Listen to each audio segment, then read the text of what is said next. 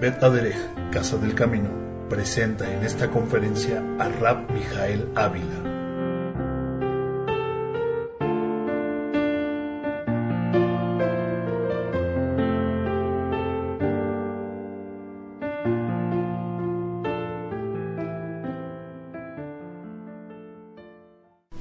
Shabbat Shalom. Desde la sinagoga Bet Aderech en la ciudad de Cuernavaca, Morelos, México, les saluda el rabino Mijael Ávila de Bet Aderech, en esta ocasión que es el día 28 del mes de Tamuz del año 5773, conforme el calendario secular. El día de hoy es 6 de julio del año 2013. En esta ocasión hemos leído dos porciones semanales, una titulada Matot y la segunda titulada Maseh. La conferencia se va a titular El potencial de dos destinos. El potencial de dos destinos. Y en esta conferencia vamos a ver 13 historias. Y en estas 13 historias nos vamos a dar cuenta, en la primera de ellas, cómo es de que un hombre, un joven, tuvo la posibilidad de tener un talento, y ese talento fue observado por un gran rabino. Y el rabino vio tal cualidades en este hombre, en este joven, que decidió prácticamente adoptarlo para que formara parte de un grupo de talmidim que pretendería él transmitirles un conocimiento que excedería el conocimiento de la época. Este joven, que sin duda alguna tendría cualidades y que muy probablemente desde chico se le dieron en él, vio su madre, vio sus padres. Cuando este gran rabino lo toma y lo empieza a instruir, conlleva una serie de eventos y de situaciones de las cuales él se da cuenta que habían cosas sobrenaturales que era posible vivirlas en ese entonces, cosas sobrenaturales que la gente en ese momento y en ese contexto ya no podían necesariamente advertir que eran reales y que eran posibles. Lamentablemente, en este potencial del resultado del destino de nuestra vida, su final de este joven talentoso terminó mal. La segunda historia que vamos a ver es una historia en la cual otro, al igual que el primer joven talentoso, nos vamos a encontrar con otro gran joven con mucho talento. Un joven que era conocido como un hombre valiente, un hombre esforzado, un hombre que era sabio, un hombre que tenía liderazgo y que su liderazgo conllevaba que la gente lo buscaba a él de continuo para pedirle consejos y para tomarlo como si fuera su bandera, su estandarte, y tratar de que él liderara causas en favor de todo un pueblo. Un joven que, como veremos en esta historia, el Eterno todavía posaría sus ojos en él, le mandaría a un gran neví, un gran profeta. El Eterno le haría promesas cuyo cumplimiento conllevaría que tendría él asegurado el éxito, la felicidad y la compañía en el Eterno, pero que al igual que en la primera historia, su culminación sería totalmente funesta. La tercera historia que vamos a ver es justamente una historia que nos encontramos en esta perashá, en donde 12 hijos de Jacob Avinu, que a la postre estos hijos se multiplicarían y crecería su descendencia, 2.5 tribus, decidiría previo a haber cristalizado una bendición que el Eterno les había dicho: van a estar en una tierra que fluye leche y miel, una tierra en la cual es tan fértil que basta que hagan un poco esfuerzo para tener un producto maravilloso. A la postre decidiría que antes de alcanzar su destino, ellos y su ambición les haría elegir un lugar diferente, pensando que su ojo para los terrenos era mejor que el ojo del Eterno para los terrenos. Y que a la postre, el resultado de estas tribus fue igualmente funesto. Con estas tres historias, tenemos que entender que el propósito que hemos tenido de acercarnos al Eterno no ha sido otro, sino tratar de encontrar cierta certidumbre en nuestra vida. tratar de encontrar la posibilidad de que el día de mañana tengamos una garantía de que nosotros, nuestros hijos, nuestros bienes, nuestra comodidad esté como la hubiéramos nosotros soñado. Si nos remontamos a lo que dice el libro de Teilim, capítulo 1, empieza hablando de un hombre que es muy feliz, Ashre. Al español lo leen como bienaventurado, yo le voy a llamar muy feliz como está en una conferencia explicado, en donde dice que es muy feliz el varón que no anduvo en consejo de malos, ni estuvo en camino de pecadores, ni en silla de escarnecedores se sentó, sino que en la Torá del Eterno estaba su contentamiento, que en su Torá él acostumbraba escucharla y meditarla de día y de noche. Y como consecuencia de eso, dice el libro de Teilim, verso 3, capítulo 1, él iba a ser como un árbol plantado junto a corrientes de aguas, que daba su fruto en su tiempo, y que su hoja no caería. Pero hay algo que es fundamental: todo lo que él haría, prosperaría. Noten ustedes que esto es el potencial que tenemos todos nosotros.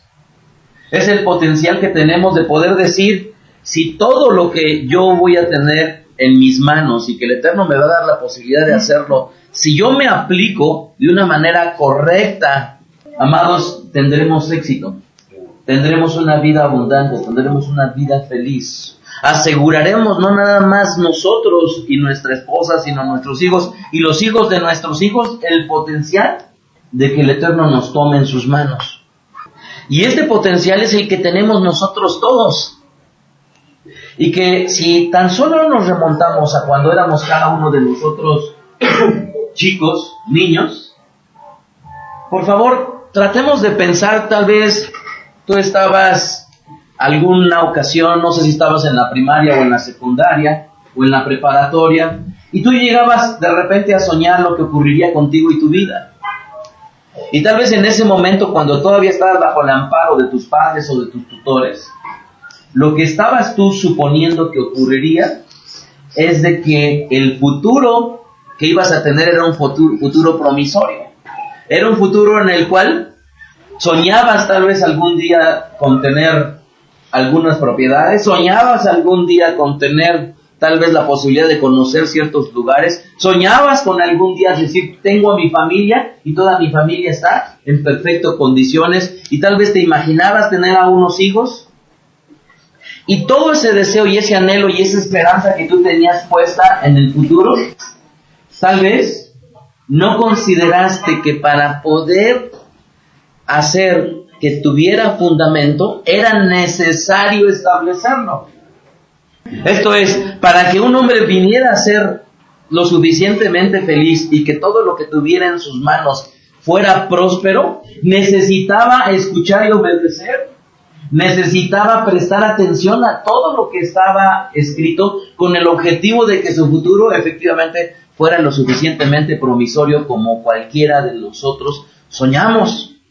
Y la pregunta es, ¿por qué vemos una historia de un joven bajo el amparo de un gran rabino, y vamos a ver una historia de otro joven en donde el Eterno le promete el reinado, y vamos a ver la historia de unas tribus que el Eterno le prometió la prosperidad y sin embargo no lo alcanzaron?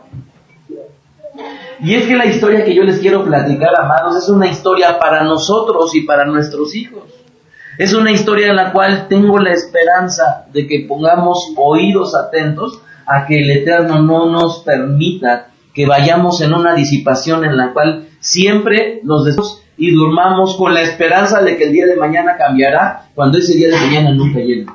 Cuando estamos siempre pensando o esperanzando en que algún día tendremos dinero, pero el tener dinero, a final de cuentas, nunca llega. Y que cuando ven a las personas y se les pregunta a las personas, ¿algún día tendrán dinero? Yo les podría preguntar aquí en Toluca, en México, en Veracruz, en Jacona, díganme si no todos nosotros decimos, algún día tendremos dinero. De ahí que este destino posible que tenemos nosotros enfrente Vamos a tratar de analizarlo a partir de la historia del primer personaje. Este personaje es un hombre de nombre Jeroboam. Repiten conmigo. Jeroboam. Este nombre Jeroboam lo encontramos en el libro de Melahim, de Reyes, capítulo 11, Primera de Reyes, capítulo 11, en el versículo 28. Y dice así: y este varón, Jeroboam, era valiente. ¿Y qué más tenía? Era esforzado. Ok, a ver, díganme de aquí, ¿a quién conocemos con esas dos atribuciones? Esas dos cualidades. Valiente y esforzado.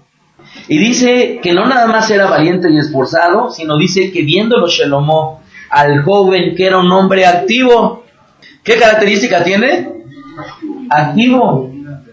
Dice que Shlomo Amelech le encomendó todo el cargo de la casa de Yosef.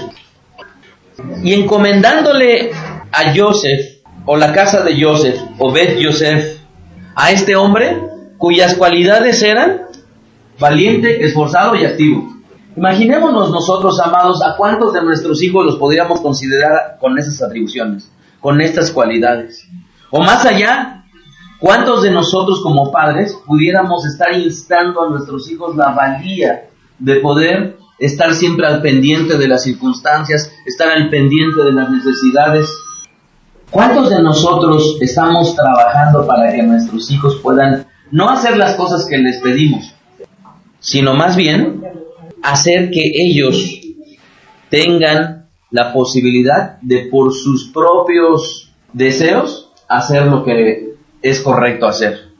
Así es que, amados, el potencial que tenemos para tener un buen destino no comienza de la nada, no comienza nada más con el deseo, no comienza nada más con desear que alguna vez vamos a tener, no. Va a comenzar con que la distinción que todo mundo tiene que tener para poder aspirar a tener un futuro promisorio comienza a partir de mostrar lo que uno es. ¿Y qué es mostrar lo que uno es? Valiente, esforzado, activo. Si yo me pudiera atrever a preguntarles a cada uno de ustedes, díganme 3 atributos que la gente reconoce en ustedes, no que ustedes digan de ustedes mismos. 3 atributos que la gente diga, que les haya dicho frecuentemente al respecto de ustedes. 3. Pensemos en ello. 3 atributos. Y si ya tienes uno, y tal vez no tienes 2, y tal vez te resulta más difícil encontrar el tercero, quiero decirte que difícilmente alguien posará sus ojos en ti para ponerte en algún cargo. Y entonces, verso 29, aconteció pues en aquel tiempo, que saliendo Jeroboam de Jerusalén, le encontró en el camino el profeta Ahías Siloni, y este estaba cubierto con una capa nueva, y estaban ellos 2 solos en el campo. Y tomando Ahías la capa nueva que tenía sobre de sí, la rompió en 12 pedazos, y dijo a Jeroboam: toma para ti los 10 pedazos, porque así dijo el Eterno, el Elohim de Israel: he aquí que yo rompo el reino de la mano de Shlomo, y a ti te daré 10 tribus. Y él tendrá una tribu por amor a David mi siervo, y por amor a Jerusalén, ciudad que yo he elegido de todas las tribus de Israel, por cuanto me han dejado y han adorado a Astarot, diosa de los sidonios, y a Quemos, el dios de Moab, y a Moloch, dios de los de Amón, y no han andado en mis caminos para hacerlo recto delante de mis ojos, y mis estatutos y mis decretos, como hizo David su padre. Fíjense, amados, cómo es de que 3 cualidades básicas importantísimas siempre nos van a llevar a hacer la distinción. ¿Cuál era? Valiente, esforzado, activo, que hizo que un rey volteara sus ojos a verlo, pero que hizo que el Eterno mismo volteara a verlo. De tal manera que fue el mismo Eterno el que decidiría que en el corazón de él estaría para este varón ser rey. Que en el corazón del Eterno estaría para este varón que hiciera de las tribus, de las 10 tribus, de las 10 matot, que fuera un gran pueblo. Y noten ustedes que detrás de esta situación, las cosas fueron sencillas, simples, y como muchas veces nos las platican en un sentido religioso en el cual no va a haber problemas y no va a haber esfuerzo, de ninguna manera. Sigamos leyendo el verso 34. Pero no quitaré nada del reino de sus manos, sino que lo retendré por rey todos los días de su vida, por amor a David mi siervo, el cual yo elegí, y quien guardó mis mandamientos y mis estatutos. ¿Para quién está la bendición constante y continua? Para quien guarda sus mandamientos y sus estatutos. Fíjense cómo es de que Shelomo había llegado a la vejez con algo, amados, en el cual a cualquiera de nosotros nos puede pasar. Y por favor, aprendamos de Shelomo. Muchas veces, cuando la madurez está con nosotros, las fuerzas y el carácter están, esa misma fortaleza nos permite hacer muchas cosas correctas en tiempo para con nuestros hijos y para con nuestro entorno. Pero lamentablemente, Shelomo le ocurrió a lo que mucha gente en su vejez. El gran carácter y la gran sabiduría que tenía Shelomo, amados, permitió que su pueblo tuviera el desvarío de cometer idolatría. ¿Por qué ya no tuvo Shelomo la fuerza como para hacer que su pueblo no cometiera tal tontería? Porque en la vejez, amados, ya no resulta fácil el que en un trabajo tengas tú tal vez la fuerza de decir, pues sabes que ya no lo quiero, me voy a otro. Porque cuando los años llegan, ya no resulta sencillo antes nada más agarrar a tu hijo y no corregirlo, sino agredirlo.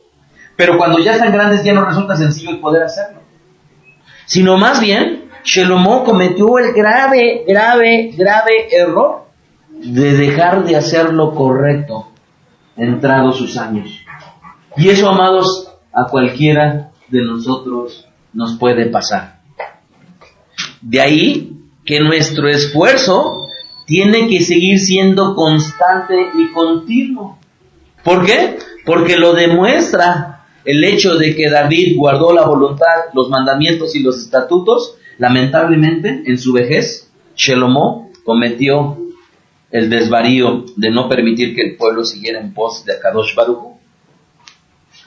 Verso 35, pero quitaré el reino de la mano de su hijo y lo daré a ti, las 10 matot. Verso 36, y a su hijo daré una tribu para que mi siervo David tenga lámpara todos los días delante de mí en Jerusalén, ciudad que yo me elegí para poner en ella mi nombre. Y yo pues te tomaré a ti y tú reinarás en todas las cosas que deseará tu alma y serás rey sobre Israel.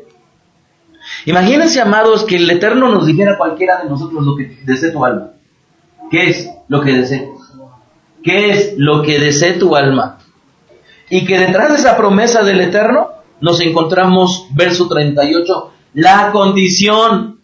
¿Cuál es la condición? Que, amados, tenemos que entender que en esta vida, cuando se habla de un buen matrimonio, tenemos que entender que es una fotografía. Tener buenos hijos o tenerlos en sujeción es una fotografía.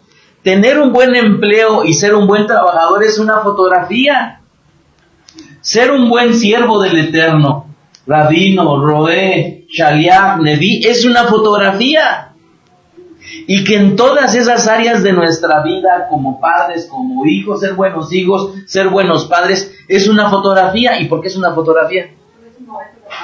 Porque nada más refleja un momento en el cual aparentemente se consiguió éxito, pero lo que no nos han dicho es que el gran rey Shelomo, sabio, fue una fotografía.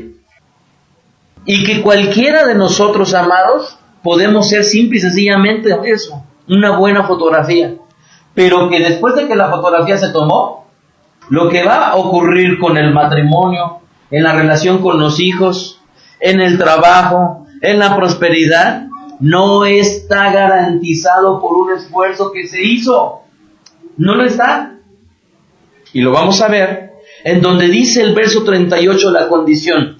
Si prestas oído a todas las cosas que te mando y andas en mis caminos y haces lo recto delante de mis ojos, guardando mis estatutos y mis mandamientos, como hizo David mi siervo, yo estaré contigo y te edificaré. ¿Qué creen? Casa firme. como le edifiqué a David, y yo te entregaré a Israel. ¿Qué le está ofreciendo? Casa firme como se la dio a David. Ustedes, amados, ¿podríamos imaginar lo que sería que el Eterno nos prometiera algo así? O sea, ya el Eterno te vio, ya quiso que fueras rey, pero adicionalmente te dice, como a David yo te voy a tratar. ¿Cuál sería el amor que le tuvo a David? Que su hijo cometió un error, pero sin embargo, su descendencia de todos modos tendría garantizada una casa. Su descendencia de todos modos tendría garantizado el reinado. Verso 39, y yo afligiré a la descendencia de David a causa de esto, mas no para siempre. Por esto Shelomó, fíjense bien, procuró matar a Jeroboam. ¿Qué pasó? Miren, ya cambió la historia. Shelomó lo vio y dijo, vamos a ponerlo sobre Bet Yosef, que administre y que vea. Pero Shelomó se enteró de esta situación y dice que por ello intentó matar a Jeroboam. Ahora veamos un poquito más de la historia. Es un joven valiente, es un joven esforzado, es un joven activo, pero que detrás de ello tuvo que vivir que un rey a la postre buscara su alma. ¿Ustedes creen que eso es fácil? ¿Sobrevivirlo? Y luego dice, pero Jeroboam se levantó y huyó a Egipto, a Sisac, rey de Egipto, y estuvo en Egipto hasta la muerte de Shelomó. Miren nomás la historia, amados. Moshe, el Eterno lo toma, ¿y a dónde se fue? El mismísimo Mashiach. ¿A dónde se fueron sus padres? ¿Qué pasó en el caso de este joven, Jeroboam?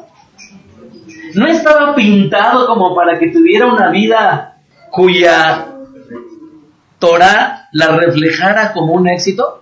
Pero no nos engañemos, la Torah es muy clara, esto sucederá así. Y entonces noten que hasta ahí el joven valiente, esforzado, activo, visto por el rey, visto por el Eterno, lo intentan asesinar y además él tiene que huir de su casa. Entonces, para ello les digo, cualquiera que ambiciona tener éxito, no es posible tener éxito sin entender que detrás de tener éxito se requiere esfuerzo.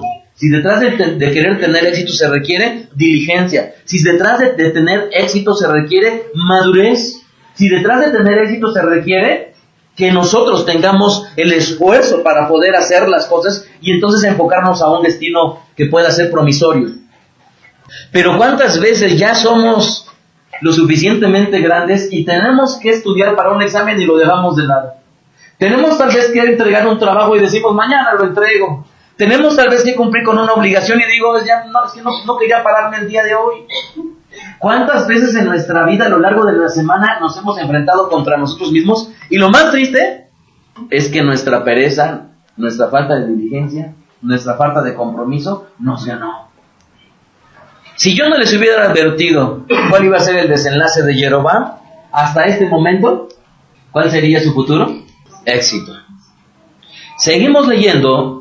Y dice que los demás hechos fueron contados de Shelomó y todo lo que él hizo, pero voy a saltarme al capítulo 12, versículo 1, en donde dice, Roboam fue a Shiquem, porque todo Israel había venido a Shiquem para hacerle rey. Fíjense bien, ya ahora el pueblo ya lo ve como un buen candidato al reinado. ¡Wow! Es que no sé si lo alcancen a ver, es algo tan maravilloso. Ya te vio el rey, ya te vio el Eterno, y ahora el pueblo ya te está viendo como alguien candidateable a ser rey. Quiere decir que para ese momento Jeroboam no nada más huye, sino adicionalmente él regresa con ánimos renovados. Tan es así que el pueblo empieza a ver algo precioso en él.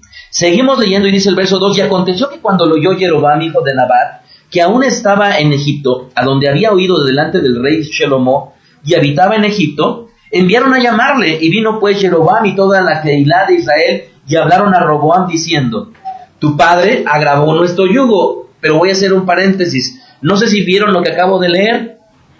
Lo toman como líder, y le dicen a Jeroboam, por favor ve, sé nuestro representante ante Roboam, y dile, que si tu padre agravó nuestra carga a través de los impuestos, por favor hazla ligera tú. Entonces, no nada más era un hombre que tuvo las cualidades, sino adicionalmente ya se empezaba a distinguir en su liderazgo. Verso 4, tu padre grabó nuestro yugo, mas ahora disminuye tú algo de la dura servidumbre de tu padre. Y del yugo pesado que puso sobre nosotros, y te serviremos. Y él les dijo, váyanse, y de aquí a 3 días vuelvan, y el pueblo se fue. Noten ustedes verso 6, entonces el rey Roboam pidió consejo de los ancianos que habían estado de Shelomó, y ustedes saben la historia. ¿Cuál fue la historia? Lamentablemente, en lugar de que Roboam ben Shelomó escuchara a los ancianos, ¿escuchó a quiénes? A los jóvenes. ¿A quién escuchó? A los jóvenes. Yo les pregunto a los jóvenes, ¿a quién escuchan en consejo? O sea, es así de simple. Los que están todavía jóvenes y no casados, ¿a quién escuchan? Y me van a decir a nadie, porque a nadie. Pues seguramente en las conversaciones aún ligeras que puedas tener con tus amigos, seguramente te dan alguno que otro consejo y lo que haces es escucharlos. ¿Cuál fue el gran problema con Roboam? ¿Escuchó? Sí. ¿Pero a quiénes? A los jóvenes. Ahora bien, nos encontramos más adelante en donde el mismo Jeroboam, ya habiendo tomado posesión del reinado de las 10 Matot, en donde el Eterno empieza, mejor dicho, a sentar las bases para que esto ocurriera, nos encontramos ahí mismo en el capítulo 12, pero verso 25, y entonces reedificó Jeroboam a Siquem en el monte de Efraín, y habitó en ella, y saliendo de allí, reedificó a Penuel. Y dijo Jeroboam en su corazón, ahora se volverá el reino a la casa de David. Si este pueblo subiera a ofrecer sacrificios en la casa del Eterno en Jerusalén, porque el corazón de este pueblo se volverá a su señor Roboam, rey de Judá, y me matarán a mí y se volverán a Roboam, rey de Judá. No sé si están siguiendo lo que está aconteciendo en este momento, pero lo que está pasando es que Jeroboam empieza por sus propios medios a elucubrar que era la estrategia para que se diera la postre la aparente voluntad del Eterno. En lugar de esperar pacientemente a que las bendiciones le sobrevinieran, ¿qué creen? Empezó a él a elucubrar y decir, ¿sabe qué? Mejor voy a poner un altar de este lado, porque si ellos se regresan al altar de Jerusalén a ofrecer allá, ¿qué va a pasar? Pues nunca voy a ser rey. Y empezó a lucubrar en base a sus propios argumentos lo que vendría a ser el cristalizarse la voluntad del Eterno. Y por eso yo les vuelvo a preguntar, amados, el Eterno cuántas promesas nos ha hecho, pero cuánto tiempo y con paciencia, cuánto hemos esperado, y cuántas de ellas nada más nos estamos apresurando para cometer o para que se hagan y se cristalicen en una realidad cuando en realidad todavía no es el tiempo. Cuando todavía no es el tiempo. Porque si el Eterno te ha prometido una buena mujer o un buen hombre, seguramente si esa promesa vino de Akadosh Baruj Hu, llegará. ¿Es verdad o no? Pero muy probablemente, si te estás apresurando, a lo mejor tú estás pensando echarle una mano al Eterno, como lo hizo Sarai y lo hizo Abraham Avinu. ¿Verdad? En donde dijeron, como no tenemos hijos, mejor, mira, aquí está nuestra sierva. ¿Y cuántas veces nosotros le estamos tratando de ayudar al Eterno cuando en realidad es el Eterno que tiene que estar haciendo las cosas? De ahí que, amados, sigamos aprendiendo de esta parte de la historia en donde Jeroboam comete un grave error, verso 28. Y habiendo tenido consejo, hizo el rey 2 becerros de oro y dijo al pueblo, bastante han subido a Jerusalén. He aquí tus dioses, oh Israel, los cuales te hicieron subir de la tierra de Egipto, y puso uno en Betel y el otro en Dan. Y esto fue causa de pecado, porque ¿qué sucedió? Porque el pueblo iba a adorar delante de uno hasta Dan, e hizo también casas sobre los lugares altos, e hizo sacerdotes dentro del pueblo, que no eran de los hijos de Leví. Y entonces instituyó Jeroboam, fíjense nomás, una de las cosas que más insiste la Torah al respecto ¿de qué? De privarnos. Hizo instituir una fiesta solemne en el mes octavo, a los 15 días del mes, conforme a las fiestas solemnes que se celebran en Judá, y sacrificó sobre un altar, así hizo en Betel, ofreciendo sacrificios a los becerros que había hecho. Ordenó también en Betel sacerdotes para los lugares altos que él había fabricado. Sacrificó pues sobre el altar que él había hecho en Betel a los 15 días del mes octavo, el mes que él había inventado. ¿En dónde? En su propio corazón. Díganme ustedes, ¿cuál es el día que los que aman al Eterno tendrían de guardar? ¿Y cualquier otro? Es un día inventado del propio corazón. ¿Cuál es el día de Pesaj? Y cualquier otro que se celebre algo que aluda a un vino, a un pan, al partimiento y a la bendición de ello, ¿qué es? Inventado. Con todo esto, amados, nos podemos dar cuenta que lamentablemente la historia empezó a conllevar que el Eterno todavía tuvo misericordia de él. Capítulo 13, versículo 1. He aquí que un varón del Eterno, por palabra de el Eterno, vino de Judá a Betel. Y estando Jeroboam junto al altar para quemar incienso, aquel clamó contra el altar para la palabra del Eterno y dijo: altar, altar, así ha dicho el Eterno, he aquí que en la casa de David nacerá un hijo llamado Yoshiyahu, el cual sacrificará sobre de ti a los sacerdotes de los lugares altos que queman sobre ti incienso y sobre ti. ¿Qué iba a ser Yoshiyahu? Un gran varón que aniquilaría a los idólatras. Verso 3, y aquel mismo día dio una señal diciendo: esta es la señal de que el Eterno ha hablado, he aquí que el altar se quebrará y las cenizas que sobre él están se derramarán. Cuando el rey Jeroboam oyó la palabra del varón del Eterno, que había clamado contra el altar de Betel, extendiendo su mano sobre el altar, dijo: prendedle. Mas la mano que había extendido contra él se le secó y no la pudo enderezar. Ahora les pregunto, ¿ya podemos hacer ahora una imagen mental de en qué condiciones ahora está Jeroboam? ¿Ustedes creen que seguía todavía con un aspecto activo? ¿Ustedes creen que tenía todavía un aspecto de un líder? ¿De alguien digno de seguir? ¿Verdad que no? Lamentablemente, verso 33 del capítulo 13, con todo esto, no se apartó Jeroboam de su mal camino, sino que volvió a ser sacerdotes de los lugares altos dentro del pueblo, y a quien quería lo consagraba para que fuese de los sacerdotes de los lugares altos. Y esto fue causa de pecado a la casa de Jeroboam, por lo cual fue cortada y raída de sobre la faz de la tierra. ¿Qué le pasó a su descendencia? Cortada y raída. ¿Cuál es el destino que tenemos en nuestras manos? ¿El Salmo capítulo 1 o lo que el Eterno está deseando de nosotros? Díganme, ¿qué desea el Eterno de nosotros? Prosperidad. ¿Qué más? Abundancia. ¿Qué más? Felicidad. ¿Qué más? Paz. ¿Qué más? Que abundancia. ¿Qué más? Que tengamos hijos en sujeción. ¿O no lo dice? ¿No lo dice? Que tengas la bendición de tener una Shed Hael. ¿O no lo dice?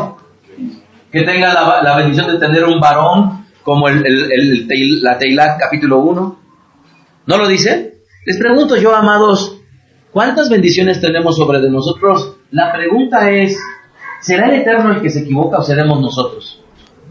Amados, yo les pregunto, ¿cuántos hombres han pasado por tener el privilegio de estar al frente de este lugar?